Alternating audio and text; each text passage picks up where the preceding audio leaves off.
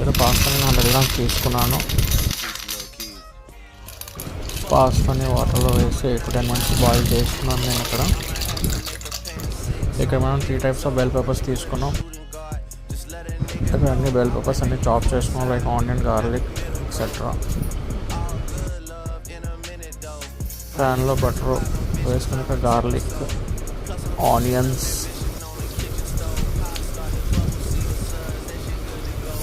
ఇక్కడ మనం tomatoes add చేసుకున్నాం. తర్వాత ఎల్లో బెల్ పెప్పర్ యాడ్ చేసుకున్నాం.